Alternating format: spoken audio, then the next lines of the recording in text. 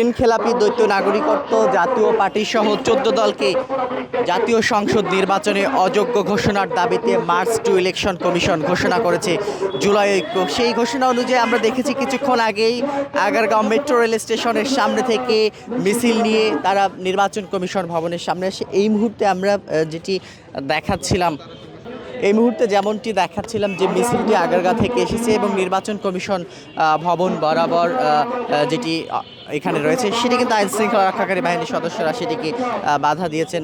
পুলিশের ব্যারিকেড এখানে রয়েছে এবং এখন পুলিশের ব্যারিকেডের সামনে এই মিছিলটি কিন্তু এসেছে, তেমনটি কিন্তু আমরা দেখতে পাচ্ছি এবং এর পাশাপাশি অনেকেই এখানে বসে পড়েছেন।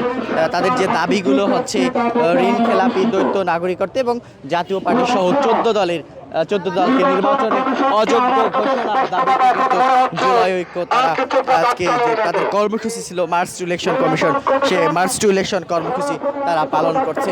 গতকাল সংবাদ সম্মেলনের মাধ্যমে এই কর্মসূচিটি তারা ঘোষণা করেছিল এবং এর আগেও নির্বাচন কমিশন বরাবর মার্চ টু ইলেকশন কমিশন পালন করেছিল জুলাই ঐক্য জাতীয় পার্টি সহ 14 দলের যে অঙ্গ সংগঠনগুলো রয়েছে তাদের নির্বাচনে অযোগ্য ঘোষণার দাবিতে এর আগেও মার্চ টু ইলেকশন কমিশন করেছিল জুলাই ঐক্য এবং সেদিনও কিন্তু আইন শৃঙ্খলা রক্ষাকারী বাহিনী বিশেষ করে পুলিশের বাধার মুখে পড়ে সেই মিছিলটি। আজকেও কিন্তু এখন এই মুহূর্তে পুলিশের বাধার মুখে পড়েছে, বিশেষ করে পুলিশের যে ব্যারিকেড সে ব্যারিকেড কিন্তু রয়েছে। একটু আমরা জানার চেষ্টা করব কি বলছেন জুলাই ঐক্যের নেতারা। এই সরকার যে সরকারের হাতে আমরা এই জুলাই পরবর্তী বাংলাদেশ তুলে দিয়েছিলাম। প্রিয় বন্ধুরা, আমরা আরেকটি ব্যাপার খেয়াল করছি, সকলের শোনার আগে যখন সেনাবাহিনীর হাতে ম্যাজিস্ট্রেসি পাওয়ার দেওয়া হয় তখন সেনাবাহিনী অস্ত্র উদ্ধারে আন্তরিক হয়ে সারা বাংলাদেশের সকল গ্রামে গ্রামে ছড়িয়ে পড়ে সকল সন্ত্রাসীদের গ্রেপ্তার করে এবং আতঙ্ক ছড়িয়ে দেয় যাতে করে সন্ত্রাসীরা নির্বাচনে কোনো ধরনের আতঙ্ক ছড়াতে না পারে।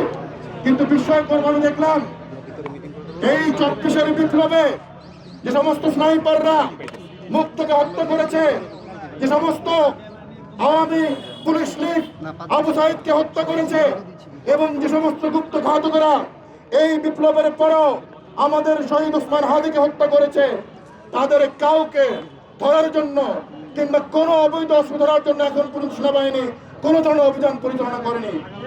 আমরা বুঝতে পারছি না সেনাবাহিনী কিসের বড়ি খেয়েছে।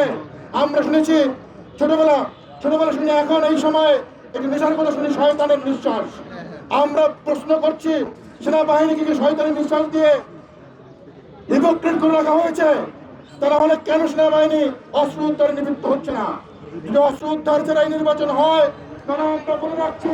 দর্শক দেখাচ্ছিলাম এই মুহূর্তে জুলাই ঐক্যের যে মিছিলটি সেটি কিন্তু এই মুহূর্তে নির্বাচন কমিশন ভবনের সামনে এসে আইন শৃঙ্খলা রক্ষাকারী বাহিনীর বাধার মুখে পড়েছে। পুলিশ কিন্তু বাধা দিয়েছেন, আইন শৃঙ্খলা রক্ষাকারী বাহিনীর সদস্য তারা কিন্তু সেখানে ব্যারিকেড দিয়েছে।